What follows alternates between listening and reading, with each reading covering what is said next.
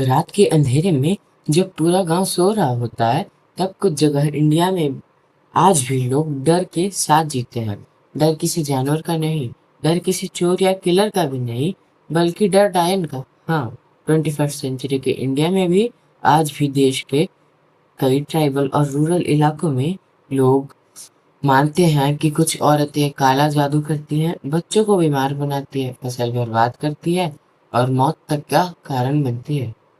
और इस अंधविश्वास के नाम पर लोगों को पीटा जाता है, उन्हें गांव से निकाल दिया जाता है, कभी-कभी जिंदा चौराहों के बीच में जला दिया जाता है।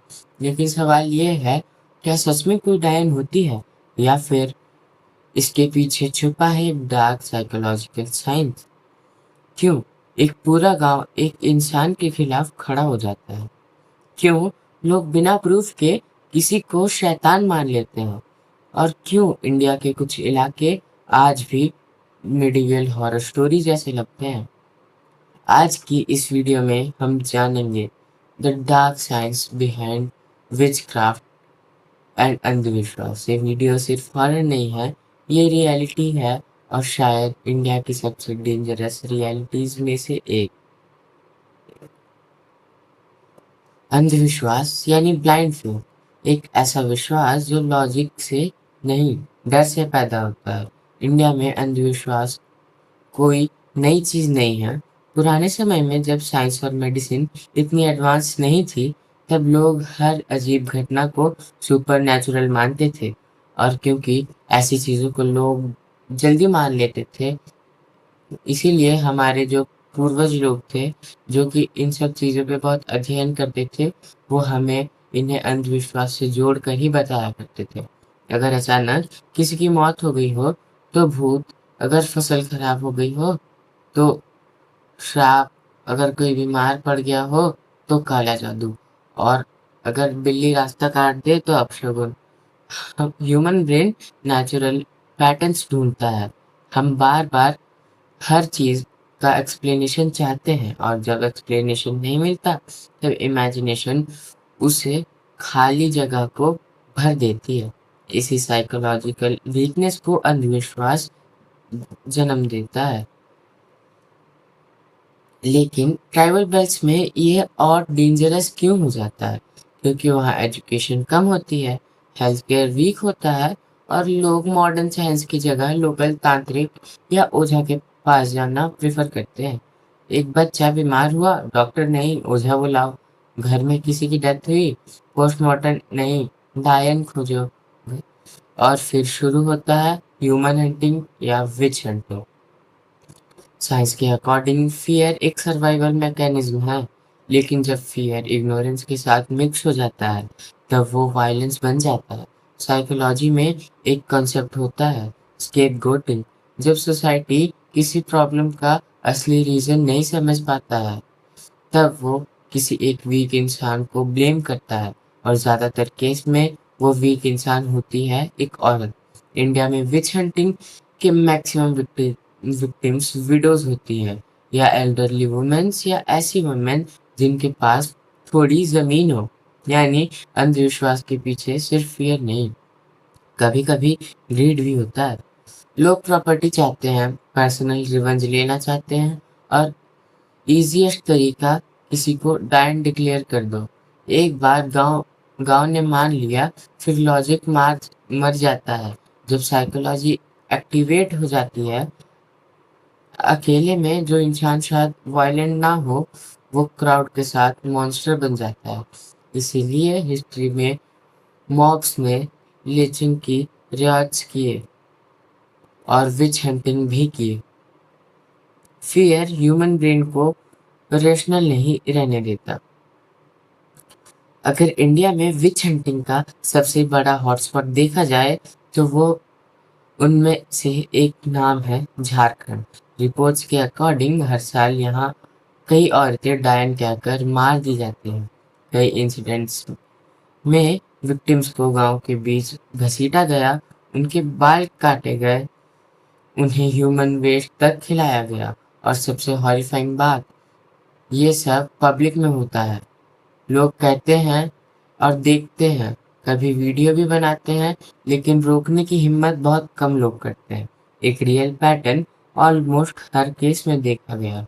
गांव में कोई बीमारी फैली, एक बच्चा मरा, फसल खराब हुई, फिर कोई ओझा या तांत्रिक डिक्लेयर करता है इसके पीछे एक डायन है, और फिर किसी औरत का नाम ले लिया जाता है। बस उसके बाद क्राउड को रीजन नहीं चाहिए। ये सिर्फ सुपरस्टिशन नहीं, ये ऑर्गेनाइज्ड सोशल वायलेंस है। अब सवाल उठता है, क्या तांत्रिक खुद इन चीजों पर बिलीव करते हैं? कुछ करते हैं और कुछ असली भी होते हैं, लेकिन कुछ सिर्फ बिजनेस चला रहे होते हैं। फियर दुनिया का सबसे प्रॉफिटेबल इमोशन है। जब इंसान डेस्परेट होता है तो कुछ भी बिलीव कर लेता है। बीमारी ठीक नहीं हो रही, तांत्रिक। जॉब नहीं लग रही, तांत्रिक। रिलेशनशिप खराब, तांत्रिक। और कुछ फेक बाबा इसी वल्नरेबिलिटी का फायदा उठाते हैं।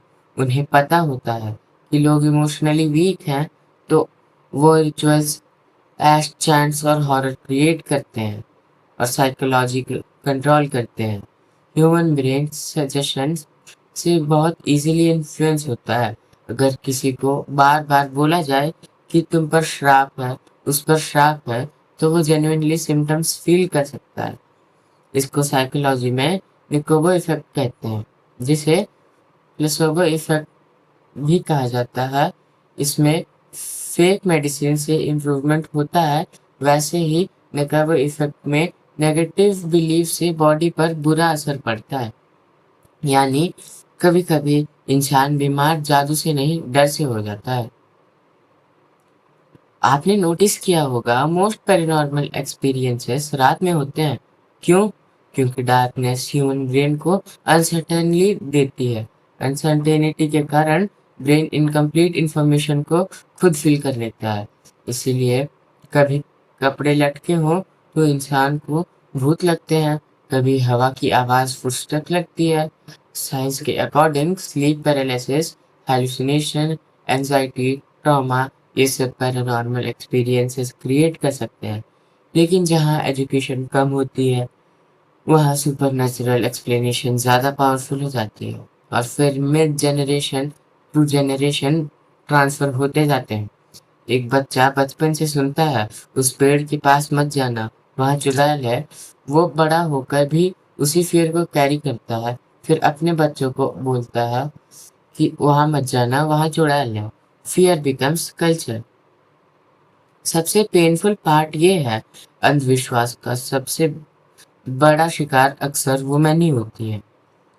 कई वीडियोस को डायन बोलकर मार दिया जाता है सिर्फ प्रॉपर्टी के लिए, या कई एल्डरली वुमेन को टॉर्चर किया जाता है सिर्फ इसीलिए क्योंकि वो सोशली आइसोलेटेड थी। और जब पूरा गांव आपके अगेंस्ट हो, तब सच की आवाज़ बहुत कमज़ोर पड़ जाती है। सोचिए, एक नॉर्मल औरत जिसकी फैमिली है, सपने हैं, लाइफ है, और एक दिन अचानक उसे कहा जाता है तू डायन है। उसके बाद उसकी आइडेंटिटी खत्म, ह्यूमन राइट्स खत्म, सेफ्टी खत्म। ये सिर्फ सुपरस्टिशन नहीं, ये डिह्यूमनाइजेशन है। आप सोच रहे होंगे कि इंटरनेट के ज़माने में अंधविश्वास काम कैसे करता होगा, लेकिन रियलिटी और भी डेंजरस है।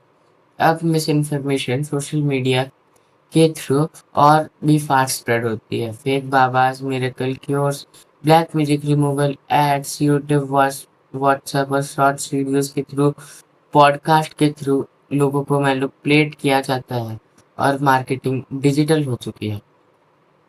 और जब एल्गोरिदम इमोशनल कंटेंट को पुश करता है, तब हॉरर और सुपरस्टिशन और वायरल हो जाते हैं, क्योंकि ह्यूमन ब्रेन शॉकिंग चीज़ों पर इंस्टेंटली रिएक्ट करता है। इसीलिए कॉन्स्पिरेसी थ्योरीज और पैरानॉर्मल क्लेम्स मिलियन व्यूज ले आते हैं। लेकिन कल इंडिया में कई लोग ऐसे भी हैं जो इस डार्कनेस के अगेंस्ट फाइट कर रहे हैं।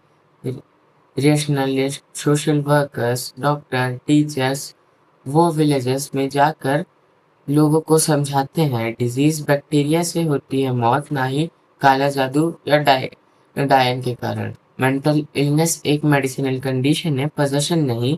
लेकिन ये बैटल ईज़ी नहीं है, क्योंकि बिलीफ सिर्फ दिमाग में नहीं होते, वो कल्चर में होते हैं, आइडेंटिटी में होते हैं और बिलीफ्स को तोड़ना बहुत डिफ़िकल्ट होता है।